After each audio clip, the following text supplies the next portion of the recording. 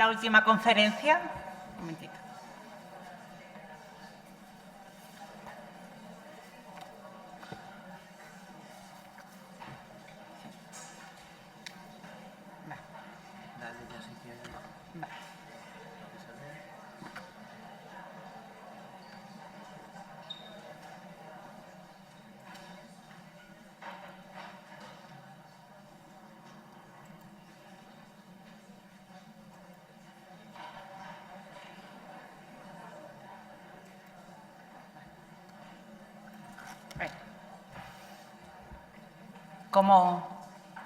Como broche final de esta jornada, vamos a tener la conferencia del profesor Francisco Javier Cornejo Vega con el título «El estudio de las ilustraciones grabadas como fuente de información bibliográfica, algunos casos». Antes de cederle la palabra a Francisco Javier Cornejo, voy a hacer una pequeña presentación.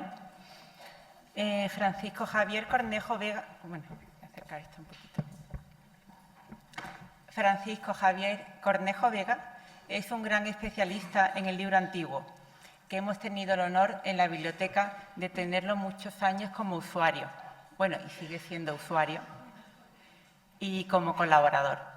A lo largo de estos años, el profesor Cornejo Vega ha demostrado poseer un conocimiento profundo de los libros antiguos, más allá de lo que sería su campo específico de estudio, centrado en los grabados. Francisco Javier Cornejo Vega es doctor en Historia del Arte con la tesis sobre teatro y pintura en la Sevilla del siglo de oro, la Sacra Monarquía, editada en 2005 por la Fundación El Monte. Desde 1996 hasta su reciente jubilación a finales de 2023, ha impartido clases de Historia del Grabado en la Facultad de Bellas Artes de la Universidad de Sevilla. Su actividad investigadora abarca varias disciplinas, siendo las más importantes la historia del teatro de títeres, los estudios iconográficos, la conservación del patrimonio histórico y la historia de la estampación y el grabado, campo en el que tiene diversas publicaciones, algunos de los cuales van a servir de base a su próxima intervención.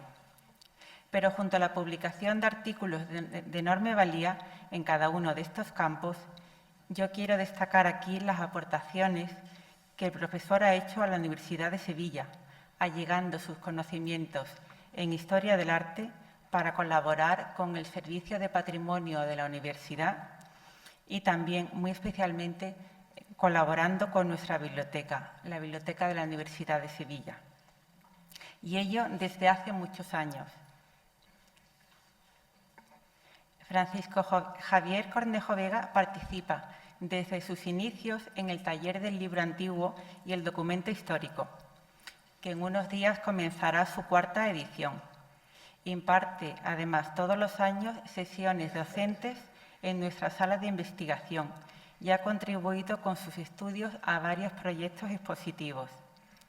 En la gran exposición, por ejemplo, sobre fondos y procedencias, se ocupó de la donación de Alejandro y Joaquín Guichot. Y en la exposición de cartografía histórica participó con un estudio sobre las vistas de ciudades en libros del periodo de la imprenta manual. Con motivo, además de la celebración de una exposición en la biblioteca, impartió la conferencia sobre la serie de los desastres de la guerra de Francisco de Goya. En el ámbito de la colaboración que siempre se espera entre bibliotecas históricas y especialistas en diferentes campos del estudio del libro antiguo, para nosotros la figura de Francisco Javier Cornejo Vega, Paco, ha sido y sigue siendo, como demuestra su presencia en este acto, sencillamente ejemplar. Y sin más, cedo la palabra a Francisco Javier Cornejo Vega.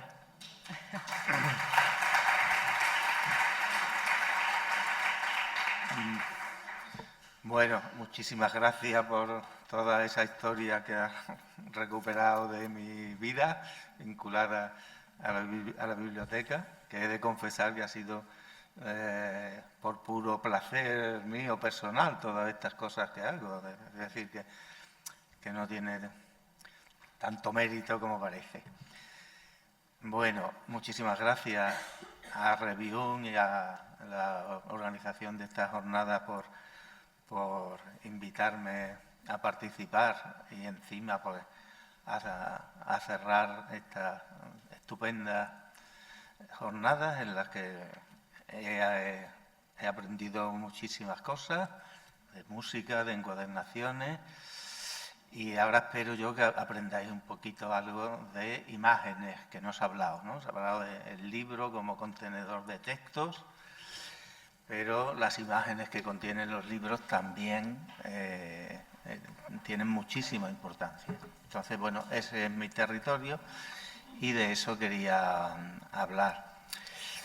Y aunque Almudena ha dado un título que fue el que yo mandé en su momento, en realidad pues yo de lo que voy a hablar es de algunas cosas que he encontrado que dicen las ilustraciones grabadas de los libros que van más allá de lo que se supone que dicen. Y muchas de ellas nos hablan de la historia del propio libro, de la historia de la imprenta o de la historia política y social del momento, ¿no? Entonces, voy a intentar sintetizar algunos de los trabajos que he hecho sobre el mundo de la ilustración de los libros y contaros cómo pues, me han servido para descubrir cosas que en un principio pues, no parecían evidentes.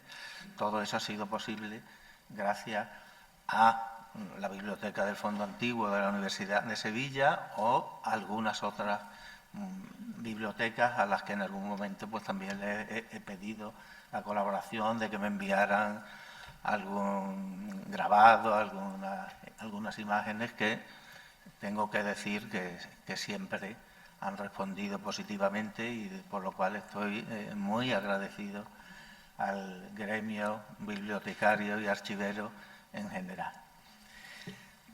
Bueno, pues empezamos.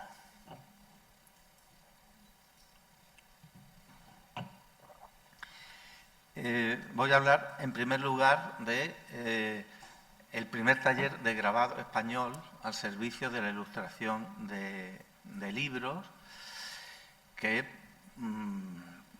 estoy seguro que se creó en Sevilla y que tuvo como consecuencia pues la publicación del primer libro ilustrado que se conserva, no sabemos si habría algún otro que no se ha llegado a conservar, de la historia de la imprenta española, que es un Fasciculus Temporum, que se publicó en Sevilla, en la ciudad de Sevilla, en 1480.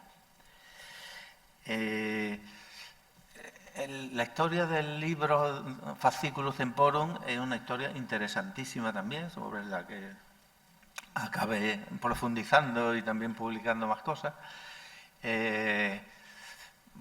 porque es un libro que escribe un monje cartujo en la ciudad de Colonia y que publica por primera vez en 1474, y es un libro muy interesante porque, bueno, es el típico compendio de la época de la historia del mundo desde su creación, y ahora veremos, bueno, ya estáis viendo ahí, ¿no?, el Arca de Noé,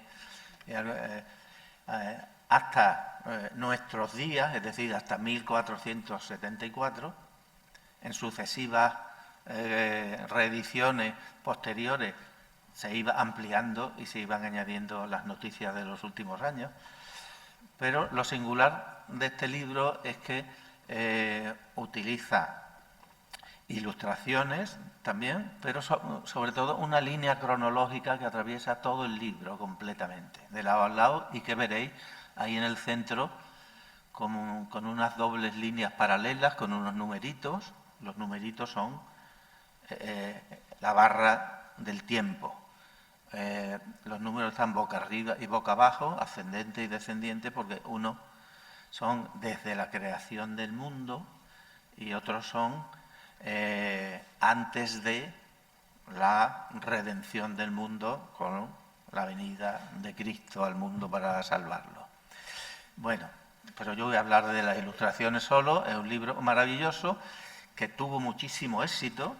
En la época incunable, pues hay por lo menos 30 incunables publicados en 8 o 10 lugares diferentes de Europa.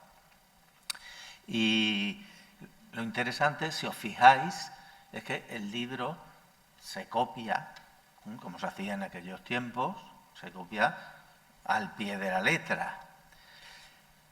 Fijaos que el texto no está puesto a una columna o a 2 columnas. El texto usa un sistema muy didáctico, que es al lado de las noticias de esa barra cronológica de las ilustraciones, se van poniendo cuadros de texto con noticias concretas. Los circulitos que veis ahí, tantos circulitos con un nombre dentro, son los personajes históricos. Bueno, pues todo el libro está compuesto así, y las ilustraciones forman parte de este libro. Os pongo aquí la misma página de la edición de Colonia, 6 o 7 ediciones después, la de Venecia de 1479, por un editor alemán que se instala en Venecia y que, como veis, pues sigue la misma distribución del libro. Eso sí, los grabados, el grabador se ha tomado aquí unas libertades y no copia exactamente ese arca ahí tan básica de la ciudad de Colonia, sino que hace ahí un arca que parece con sus banderitas y sus torrecitas, parece un castillito de cuento de hadas, ¿no? Pero en los contenidos, las partes del arca y eso, ahí exactamente igual. Y si vemos la edición sevillana, que es una edición que mejora sustancialmente la veneciana en el tamaño y en la calidad del papel, vemos que copia la edición veneciana, no al pie de la letra, porque veis que el tejado de tejas veneciano aquí se ha convertido en unas tablas, pero bueno, prácticamente en esta página está copiando tal cual. Aquí se ve bien. No hay grandes cambios. La Torre de Babel, lo mismo. Es decir, que hasta ahora vemos que la edición sevillana sigue muy fielmente a la veneciana del año anterior, que la copia prácticamente. Pero empiezan a aparecer cambios en los que pues podemos ver que algo pasa, podemos sacar algunas deducciones. Este es el templo de Salomón. Si os fijáis, en la edición veneciana tiene una planta centrada, circular. ¿Por qué? Porque viene de las imágenes que venían de los viajeros que habían pasado por Jerusalén y asociaban la mezquita de la Roca, que todavía hoy no sabemos hasta cuánto tiempo se mantiene en pie, con esa planta circular. Todas las ediciones de Fasciculus Temporum europeas, excepto la sevillana, tienen, no exactamente igual a esta edición veneciana, pero tienen esa forma cupulada y circular. En la de Sevilla, bueno, tiene ahí lo que podemos ver al final, vemos como una cúpula, pero que es un poco chocante porque es un edificio gótico. Vemos a los lados sus arbotantes con sus pináculos, su arco apuntado conopial, sus escaleras, sus gradas, ahí más o menos. ¿Por qué en Sevilla hacen esto? Probablemente porque en Sevilla se estaba construyendo la catedral en el siglo XV, con el gótico, que era el lenguaje vanguardista en aquel momento, en una ciudad que era de un urbanismo absolutamente islámico y donde las iglesias eran prácticamente pues mezquitas rehabilitadas Entonces, bueno, vemos aquí ya una imagen que nos está diciendo cosas. Esta es una bonita página donde hay 3 ilustraciones de 3 ciudades. Deciros que estos grabados son vistas genéricas de ciudad, genéricas porque en el mismo libro la encontramos en Nínive y en Roma, el mismo grabado. Si os fijáis en la edición veneciana, la arquitectura, vemos ahí muchas torres con mucho pináculo, ¿no? Mucho pico, mientras que en la edición sevillana vemos otro tipo de ciudad. Las dos son ciudades amuralladas, medievales, pero las ciudades de la edición sevillana son mediterráneas, de arquitectura mediterránea. Y si nos acercamos más, pues empezamos a ver cositas que no vamos a encontrar en ninguna otra edición del Fasciculus Temporum, como son una palmera.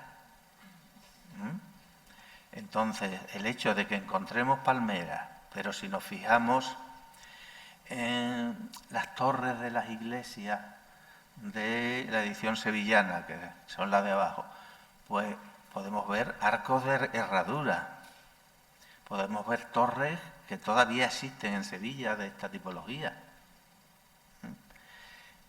¿Qué quiere decir esto? Pues quiere decir, primero, que el taller sevillano que hizo, el taller que hizo estos grabados, pasó de copiar exactamente y hizo su versión de las vistas de ciudad y de alguna manera reprodujo pues algo que se podía ver aquí. Esos arcos de herradura, esas torres, fijaos en la torre de la izquierda del todo, ¿no? Que podría ser hasta casi la Giralda, pero vamos, la torre de la iglesia de San Marcos, de muchas iglesias sevillanas, pues eso indica que esto se hizo probablemente en Sevilla. Es decir, que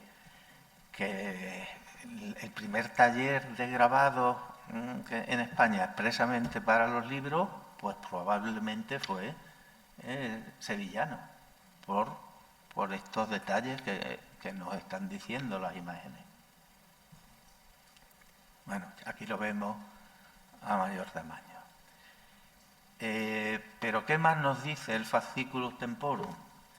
Bueno, cuando llegamos a mitad del libro, a la página de la llegada de Cristo y la redención humana, bueno, ahí pues ya se le dedica una página completa con el Salvador en el centro, que bueno, más o menos copia al veneciano, o sigue pues la fórmula habitual, pero vemos que hay una novedad en cuanto a los grabados, y es que lo que hasta entonces todos los fascículos Temporum editados anteriormente tenían, que era el circulito con el nombre, en este caso de los 4 evangelistas, Juan, Lucas, Marcos y Mateo, aquí pues se ha dado el paso de convertirlos en las 4 imágenes simbólicas del tetramorfos. Bueno, pues si nos acercamos a ellas, podemos empezar a ver cosas. Empezamos por San Marcos, y no por casualidad. San Marcos, su símbolo es el león alado, y vemos que debajo tiene una filasteria donde intentamos leer algo ahí, pero cuesta mucho trabajo leerlo. Si lo intentamos leer al revés, ya pues es un poquito más fácil, ¿no? Y vemos S, M, A, C, la V y la S. ¿Qué ha pasado aquí? El grabador es la primera vez que hace esto. Nadie le ha dicho que hay que grabarlo, el texto al contrario. Bueno, el texto en general, la imagen completa. Fijaos que en El Salvador sí está bien. El Salvador, que es muy importante, que el Cristo esté con la mano derecha bendiciendo, en las temáticas religiosas hay cosas importantes, que la Virgen esté a la derecha, todas esas cosas, pero aquí no se le ha ocurrido que para escribir esto va a salir al revés.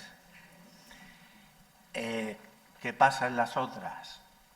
Ya lo ha corregido, por eso he puesto primero al San Marcos, ¿no? al San Marcos, ya lo va corrigiendo, más o menos, porque la S, que es muy difícil imaginarse cómo se hace una S al revés y escribirla, pues le siguen saliendo todas al revés. San Mateo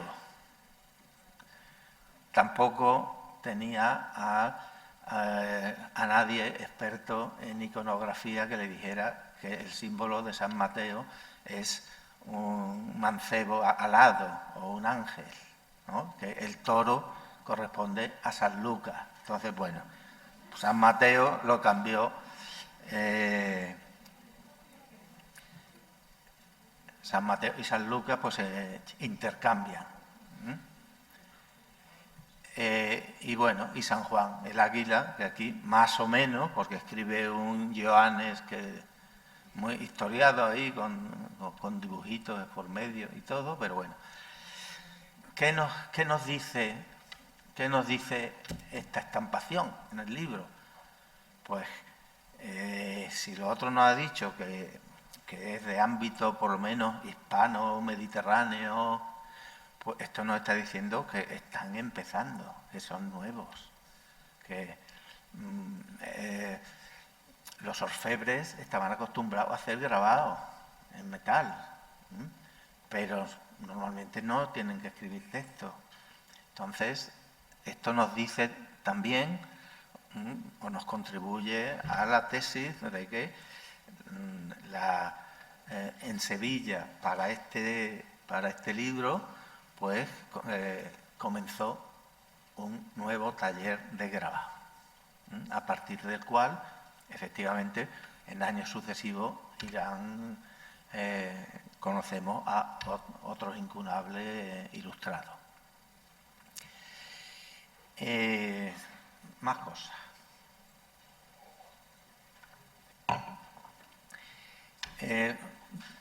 Con los grabados también, por ejemplo, pues he deducido que existió una edición que no tuvo más remedio que existir una edición incunable, porque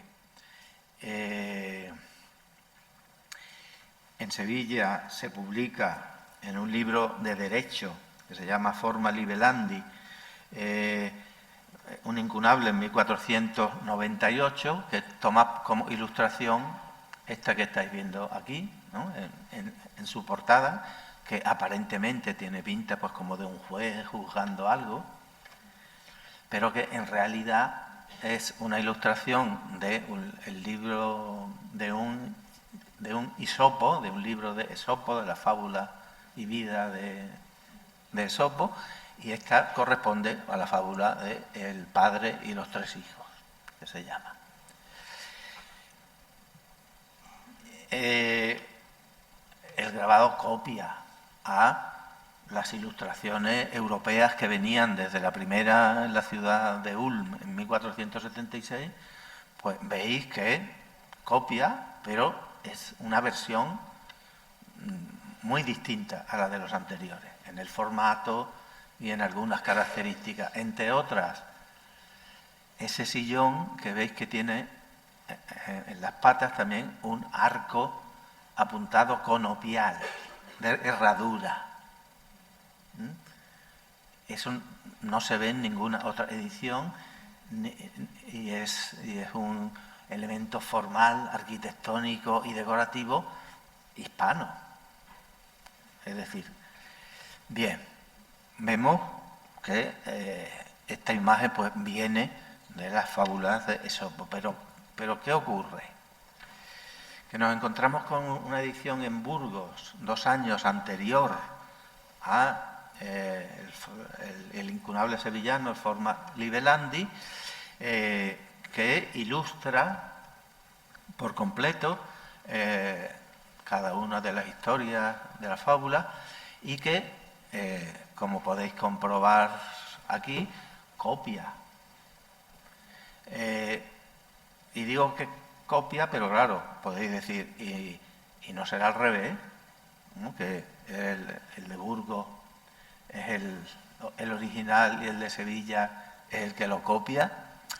Bueno, hay muchos motivos para pensar que no, entre otras cosas, por cómo está construido el grabado, ¿no? El tipo el plumeado, ¿no? de las rayas, de las líneas. Fijaos, por ejemplo, aquí en las calzas, pues están fabricadas con una línea larga, una corta, una larga, una corta, ¿no? Que le da. Estas están aquí todas por igual y además se ha dejado primero toda la forma oscura y después se han ido haciendo las líneas. Hay muchos detalles que en los rostros, en fin, pues se ve, una vez que te acostumbras a ver muchos grabados y muchas imágenes, pues vas viendo el que es original del que es copia. Normalmente la copia siempre simplifica al original, porque un grabado tiene mucho trabajo, muchas rayitas y muchas cositas. Entonces, el copiar. Entonces, resulta que existe una edición sevillana ya hacia 1510 de Juan Kronberger, de Jacobo Kronberger, perdón, que sí usa todos los tacos, todas las ilustraciones completas de un Esopo. Y donde está el mismo grabado exactamente que estaba en forma Libelandi. Quiere decir que ese juego de tacos xilográficos grabados se hicieron para hacer un incunable anterior al forma Libelandi, pero también anterior a la edición de Burgos, que lo copia fielmente, igual que copia en el mismo impresor de Burgos. No es este el único libro que copia, hay otros libros sevillanos que copiará o de otros lugares. Entonces, bueno, pues el estudiar los grabados y el estudiar cómo se reutilizan en distintas ediciones, el estudiar la genealogía de la imagen con sus copias, con sus derivados, todo eso es muy útil también para conocer la historia del libro, de las ediciones, de la cronología. Vamos a un tercer caso.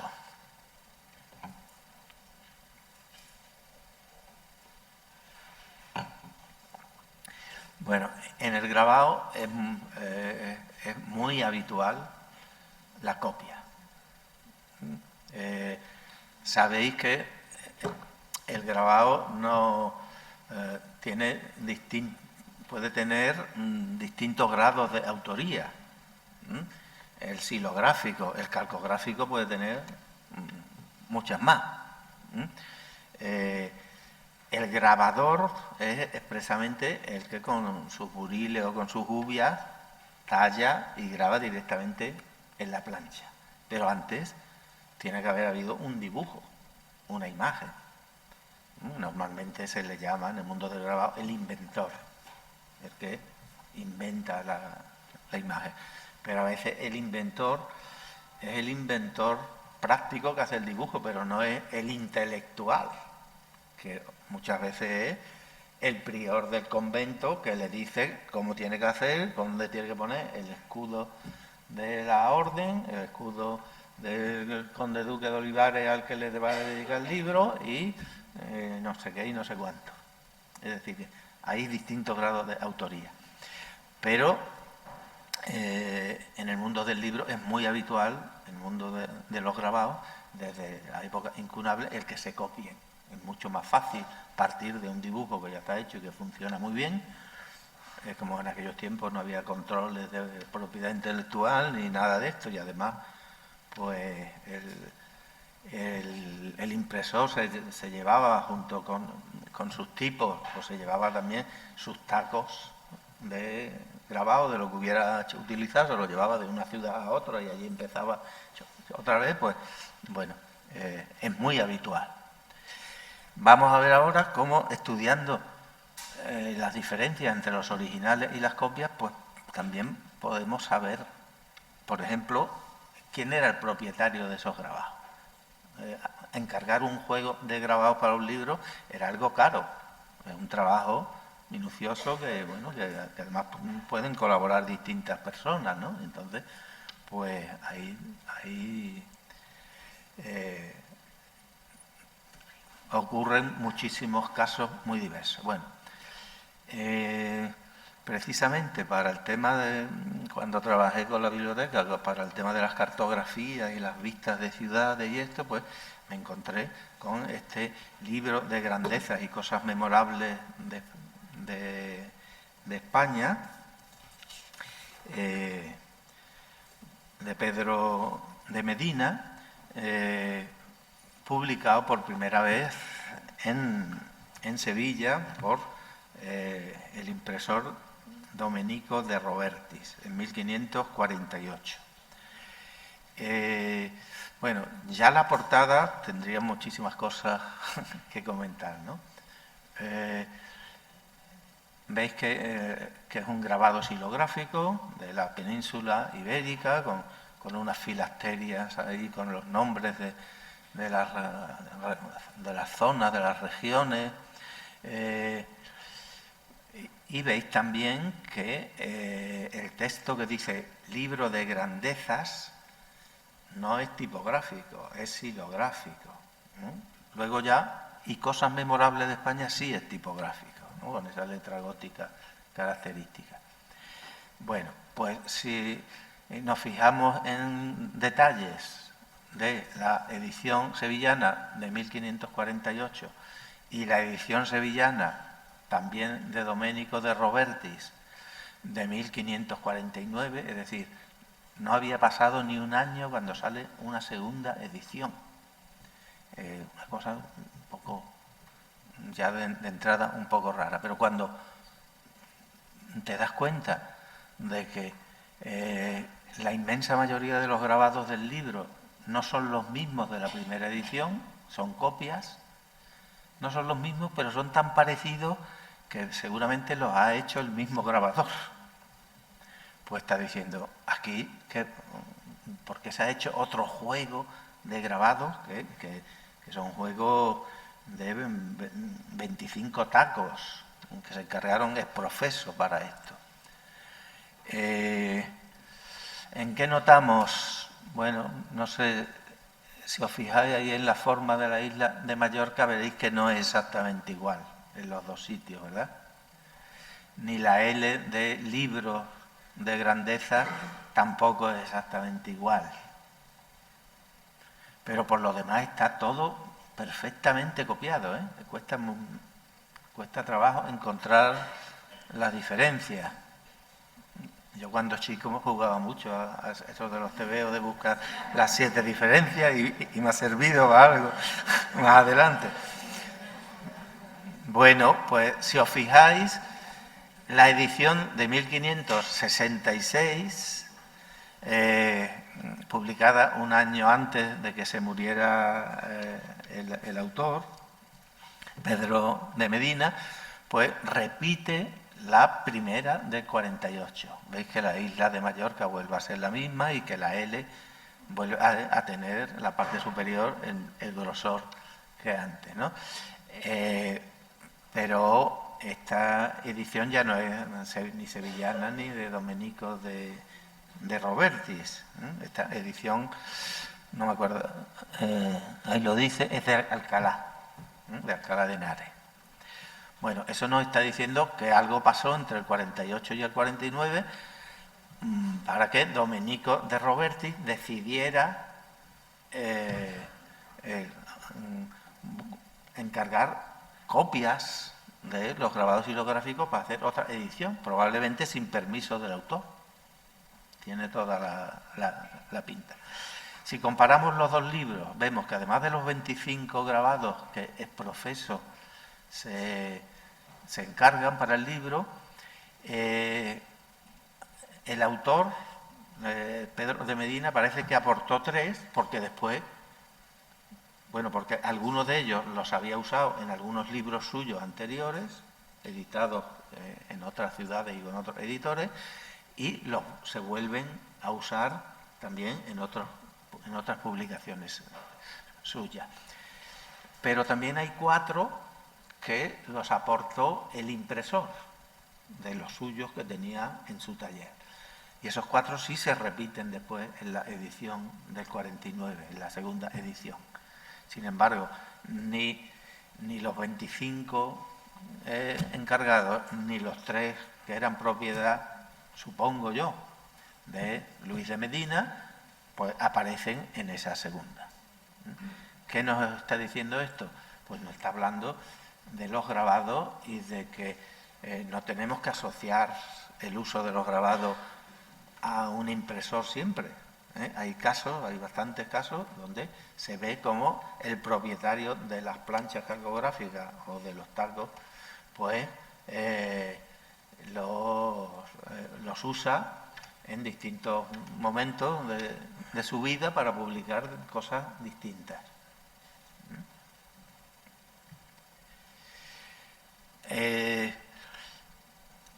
Este escudo real, que a ver quién dice que no es el mismo,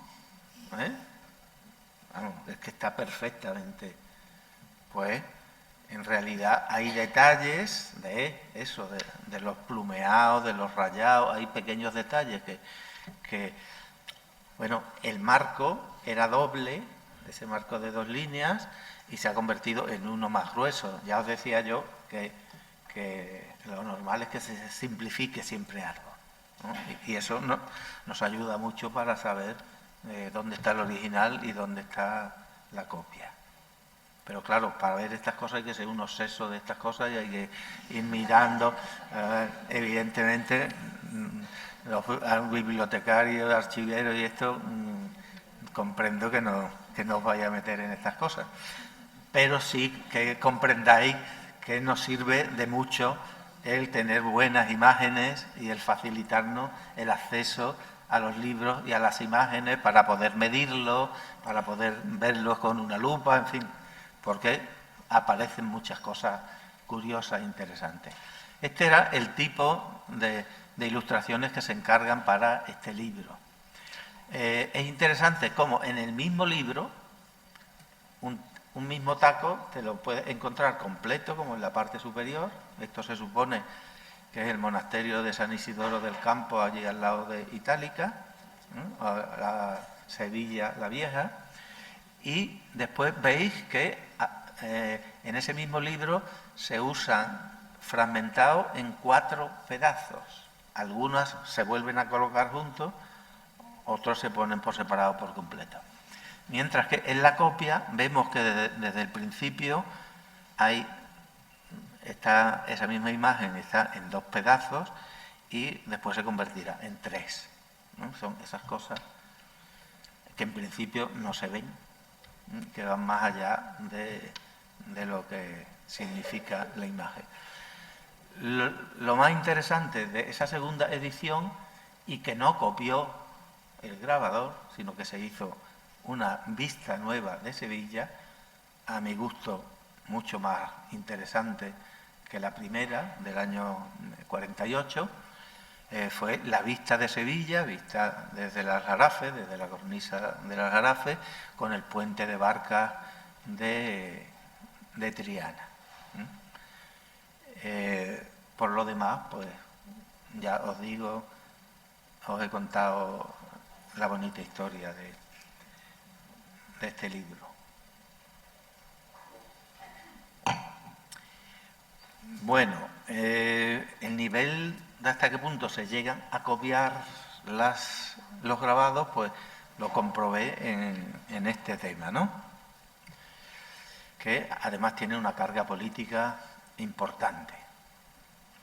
Porque se trata de una portada, la de la derecha, que veis, del libro áureo de Marco Aurelio, que seguro que os sonará, porque sino esta otra parecida habrá pasado por vuestras manos y habréis visto, porque ahora veremos la cantidad de copias que se hicieron y de variantes y de versiones, que a su vez, pues como podemos ver aquí, ahora lo vamos a ver con más detalle, pues está copiando a un libro publicado un año antes en Lyon. Como el comercio de libros funcionaba estupendamente y estaba... Lyon era un centro importantísimo, Pero Medina del Campo lo era también, y los impresores, Kronberger iba a Medina del Campo cada 2 por 3 y tenían convenios y negocios, y pues todo esto pues circula con cierta rapidez. Si nos fijamos en los detalles, veréis que en la edición sevillana está invertido respecto a la edición, porque como son elementos decorativos, aquí da igual que esté invertido. Pero vemos que se ha copiado prácticamente todo. Bueno, lo interesante es que estamos en 1528, es la edición más antigua que se conserva de esa portada, porque también hubo una en el 27, que dijo Vindel que la vio una vez y no sé qué, pero y que tiene que ser, como en el caso anterior, tiene que haber existido para que puedan haber salido las copias que vamos a ver a continuación, ¿no? Porque además, como era un libro publicado sin permiso del autor, Fray Antonio de Guevara, pues entonces no hay mucha documentación. Bueno, de esta portada que estáis viendo aquí, aquí estáis viendo ya la versión A y la B. Bueno, ¿en qué se diferencia? El águila está más negra en la B, ¿no? Así a primera vista, pero por lo demás. Pero deciros que hay una versión A, hay una versión B. De la versión A, la parte superior, que es la que tiene la carga propagandística carolina del emperador. Aquí hay que tener en cuenta la historia de España en aquel momento. 1527 sale la primera portada, en 1526 en Sevilla también el emperador se había casado en el Alcázar de Sevilla con Isabel de Portugal. En el 27 ya nace su primer hijo, Felipe II. Bueno, pues ese rey, Carlos I, de Castilla, Aragón y Navarra y todos los territorios, que llega en 1516 y que rodeado de gente flamencos y alemanes que será rechazado y no lo querrán ni ver, porque lo que viene a por dinero para pagar sus negocios, para que lo nombren emperador después cuando llegue el momento, que provoca las guerras de las comunidades, de las germanías. Bueno, era un momento muy crítico y muy problemático, además en toda la península. ¿Qué ocurre? Se casa, ya tiene un hijo, ya empieza a mostrar que quiere echar raíces aquí con los reinos hispanos y bueno, su corte, los que se rodea de intelectuales, uno de ellos pues el fray Antonio de Guevara, y lo que hasta entonces eran en la imprenta, si os fijáis, antes del 27 sí hay algún escudo con el doble águila imperial, pero muy pocos y muy diferentes, son escudos además de todos los territorios, unos incluyen el lema personal del emperador, las columnas con el plus ultra, otros no. Bueno, con esta portada se está instaurando una forma de estabilizar ese mensaje icónico del emperador por primera vez. Que, por cierto, el escudo, como veis, es el de Castilla, solamente. Este no es el escudo imperial. Entonces, ojo también ahí en las descripciones bibliográficas cuando veis esto, no es lo mismo el escudo de Castilla que el escudo imperial. Podemos tirar por la calle de en medio escudo de Carlos V, porque hay muchas variantes, es que hay muchas variantes y en los libros que los describen y esto te encuentras de todo, ¿no? No está eso homogeneizado porque son problemas de heráldica y de cosas complicadas. Entonces, la versión A es sevillana, de Kronberger, mientras que la B pues empiezan a aparecer en Toledo, en Logroño, en Valladolid, empiezan a aparecer copias que copian exactamente la portada con algunas diferencias. ¿Qué diferencian la A y la B? Bueno, la B aparece algo raro, aparecen unas iniciales que pueden ser del grabador, una D y una N, que aparecen en algún otro grabado, no mucho. Yo he encontrado 2 o 3 grabados nada más que hay una anunciación que pone también DN, vinculado con Toledo, con la imprenta de Toledo.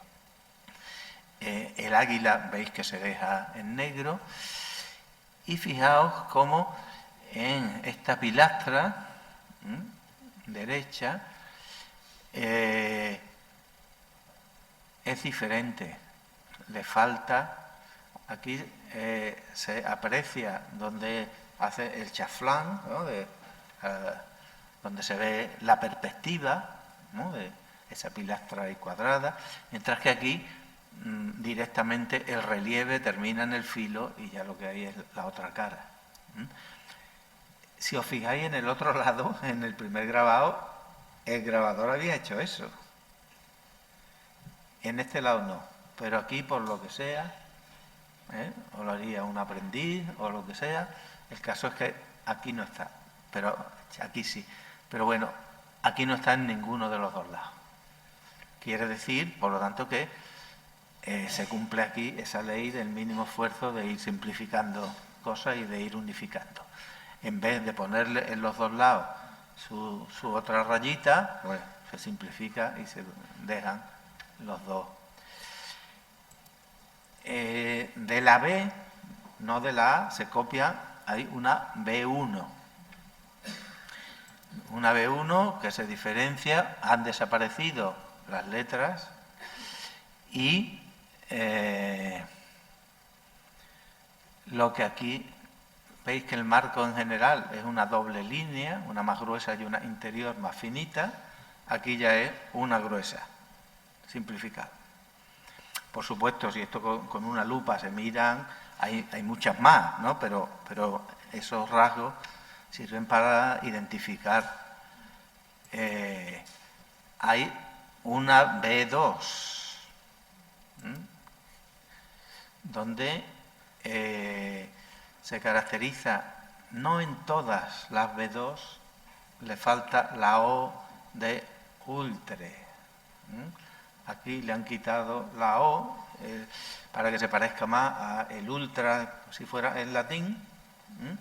Se ha latinizado del francés al latín, pero hay de la misma edición, hay unos que tienen la O y otros no. Se ve que en algún momento alguien decidió que había que quitar la O sobre la marcha. Y aquí abajo veis que en ninguna de las versiones anteriores el marco llegaba hasta abajo, termina siempre con una especie como de sombra, de sombreado, pero aquí se cierra con una línea. Bueno, Esto ya es del 37, cuando se hace esta copia, es decir, 10 años después. Y mientras ha habido muchísimas, cuando digo muchísimas, estoy hablando, yo tengo contadas casi 80. Y digo casi porque muchas veces en las fotografías o las imágenes en las que me baso no me permiten asegurar algunas cosas, ¿no? Una B3 en la que vemos que aquí, antes, cada uno de los... porque esta portada, no lo he dicho, pero está compuesta por 4 bloques separados que forman la orla completa, ¿no? Bueno, pues en los bloques laterales no están cerrados por arriba, en esta última versión, por lo que fuera. A lo mejor estuvieron cerrados cuando lo hizo el grabador, pero no encajaría en algún momento por lo que sea.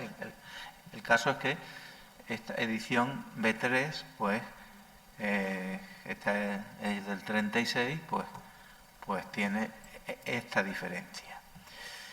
Bueno, ya digo que hay completa, esta portada completa, hay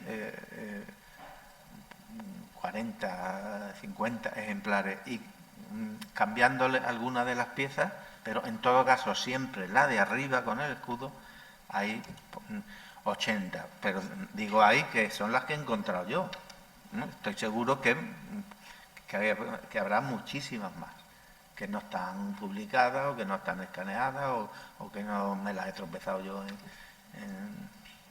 cuando he navegado por ahí. Es interesantísimo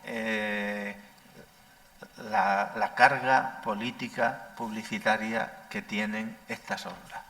Aparte de que es una orla ya plenamente renacentista en sus elementos, ¿no? Usa pues los putis, las guirnaldas, los mascarones que son característicos del plateresco del Renacimiento, en vez de los elementos góticos anteriores, es decir, que es moderna estéticamente, es vanguardista en su momento, pero además le incorpora esta carga que va a hacer que esta portada no solo sea copiada al pie de la letra, como hemos visto, sino también que haya muchas versiones muy parecidas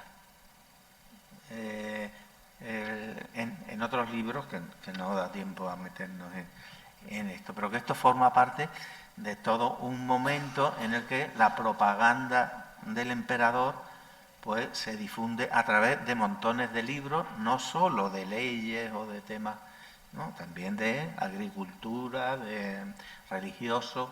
Esa portada acaba de ser utilizadísima. Y ya para terminar,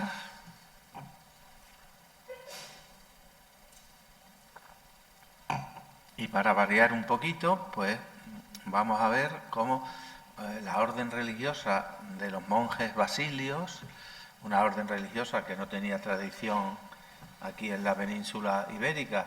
Bueno, de hecho, en Europa occidental se instalan cuando los turcos los echan de Bizancio. San Basilio es uno de los 4 padres de la Iglesia oriental, entonces allí sí tenían sus monjes, sus monacatos, en su rama masculina y femenina, y a medida que los van echando, pues se vienen a Italia, se instalan en Italia, en la Alta Edad Media y en la Baja Edad Media, y a finales del siglo XVI empiezan a aparecer en España algunos cenobios, algunos centros monacales. Uno de los primeros será el de Sevilla, ya 1590 y algo.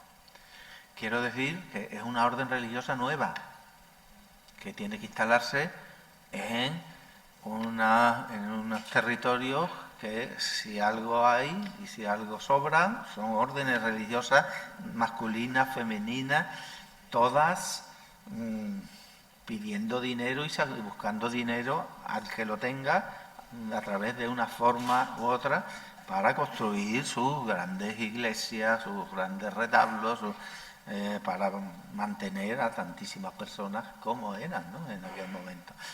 Entonces, esto es una orden nueva. Os digo esto para que comprendáis el porqué de la coherencia de esta campaña propagandística que hacen sistemática, que es única en este momento, ¿no? Y que hace pues que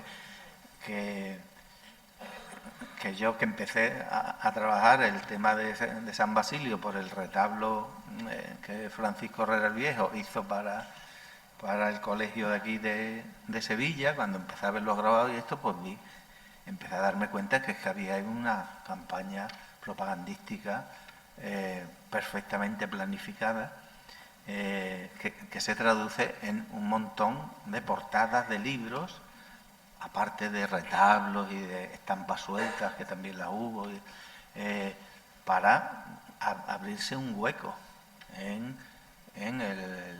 la sociedad de aquel momento y llevarse su parte también del mundo religioso. Bueno, aquí tenemos un grabado sevillano hecho por Eilán, uno de los primeros que hizo la orden aquí en España, encargado al mejor grabador que había en aquellos momentos en Sevilla, y que, si os fijáis en el santo,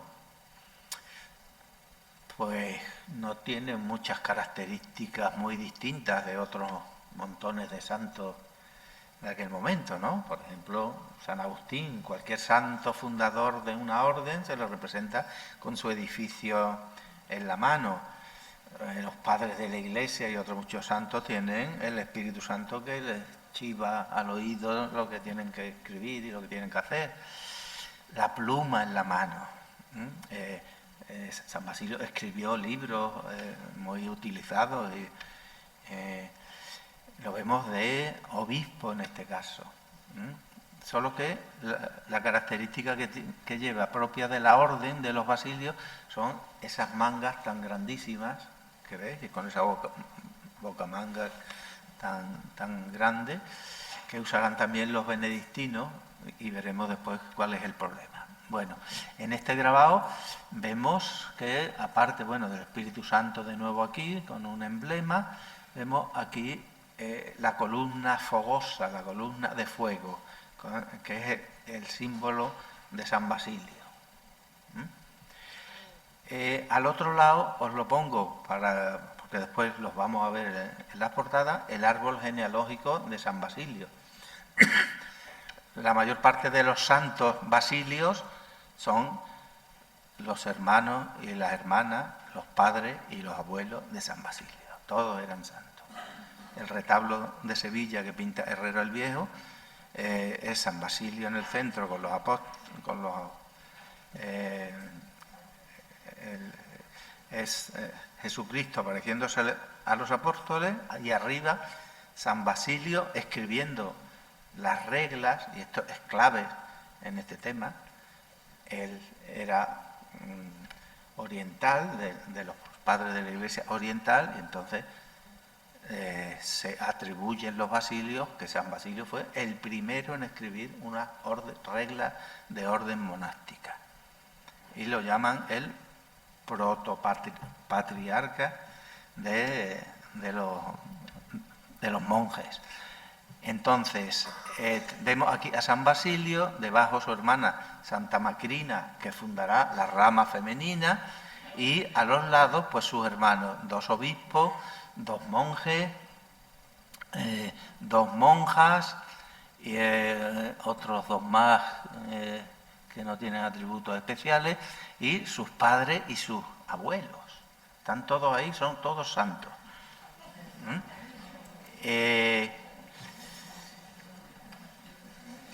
Bueno, los basilios tenían un buen ejemplo en quien mirarse en aquel momento en España, que eran los jesuitas. Y ya voy rápido, voy terminando antes de que me ponga la tarjeta.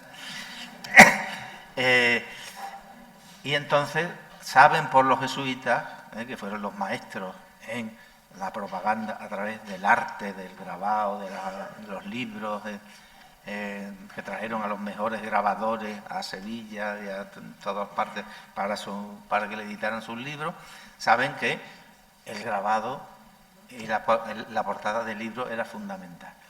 Además tenían en el convento de Madrid a Fray Diego Niseno, un fraile especialmente inspirado a la hora de escribir sermones. Entonces, Fray Diego Niseno escribió sermones libros de sermones. Como veis, se llaman Asuntos predicables para los domingos, miércoles y viernes de Cuaresma. Asuntos predicables para los domingos... no, este es el mismo. Solo que lo vemos en la reutilización de la misma plancha para una segunda edición dedicada a otro personaje y con otro impresor. Se reutilizaban las planchas. Y vemos que está San Basilio y San Gregorio Niseno, su hermano. Aquí tenemos otras planchas y aquí tenemos a Santa Macrina y a Santa Eumelia, creo que era, bueno, no me lo recuerdo porque todos tienen unos nombres muy raros, con más asuntos predicables del padre Diego Niseno. Este para los lunes, martes y jueves, es decir, para el resto de los días. Aquí para todos los días de Cuaresma. Bueno, estos son los mismos santos, aunque veis que ha cambiado la portada. Veis que todas las portadas son magníficas y encargadas a los mejores grabadores que había en Madrid en aquel momento. Corbe, Denor, Adardo de Pomma. Aquí tenemos a nuevos hermanos, San Juan Crisóstomo, que también decían que era Basilio. Y vemos cómo van las portadas muy similares, pero van cambiando los santos y en todas aparece el emblema de la Orden Basilia, eso sí, el escudo en cada caso de a quien se lo dedican en cada caso, ¿no? Otro Basilio, Fray Felipe de la Cruz, también escribe, bueno, 3 libros importantísimos con mucha difusión, que tendréis ejemplares en vuestra biblioteca seguro. Veis que cambia el modelo, pero la fórmula repite, el retablito con los santos a los lados y todos los escudos correspondientes que haga falta. Es interesante que como los basilios, para poder vender su historia, tienen que degradar a la de San Benito, que era el tradicional fundador de las órdenes monásticas en Europa occidental, en la parte latina, y como dicen que San Benito había sido monje basilio en Italia y que a partir de ahí fundó su orden, pues claro, eso a los benitos no les gustó absolutamente nada y entonces así comprendemos este informe a Roma, al Papa, a los cardenales, porque desde el principio se emprendieron unos pleitos tremendos. Hay muchísimos papeles de pleitos, de porcones, de pleitos entre los basilios y los... Entonces, bueno, pues buscan el apoyo. Y el remate ya para completar y para terminar, pues otro basilio muy importante, Alfonso Clavel, pues escribe Antigüedad de la religión y regla de San Basilio Magno. Es decir, que va directamente a justificar todos sus argumentos y pone en la portada ¿a quién? A San Basilio como monje, y aquí ya no va de arzobispo, y a San Benito directamente como monje Basilio, lo pone aquí debajo escrito. Por supuesto, aquí el escudo del Papa y de todo esto, pero lo interesante son los emblemas que aparecen debajo, ¿no? Aunque ya habían aparecido emblemas en otras portadas que hemos visto antes, pero que no me he querido parar, pero fijaos en el emblema central, un puercoespín y unos perros ladrándole al puercoespín. Con lo cual quieren simbolizar que ladren, ¿no? Que ladren, pero aquí estamos nosotros. Pues bueno, espero que hayáis comprendido lo bien que me lo he pasado trabajando con los grabados y que pienso seguir pasándomelo. Y para mí ha sido un placer participar en estas jornadas, de las cuales estoy absolutamente agradecido a quienes me han propuesto, y espero pues que esta visión sobre la parte icónica de los documentos y de los libros pues os sirva como complemento de lo mucho que hemos aprendido aquí en estos días. Muchísimas gracias.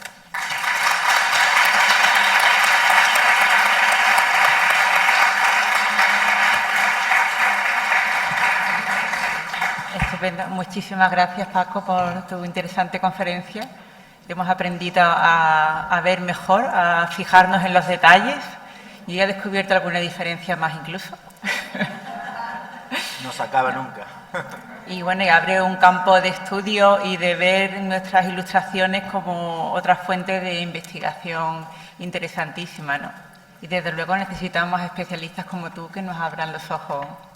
Bueno, aunque llevamos un poquito mal de tiempo, pero si hay alguna pregunta, aprovechemos. ¿Alguien quiere hacer alguna cuestión? ¿Alguna diferencia que hayáis encontrado? Bueno, os veo ya cansados, ¿no? Bueno, pues muchas gracias, Paco. Gracias.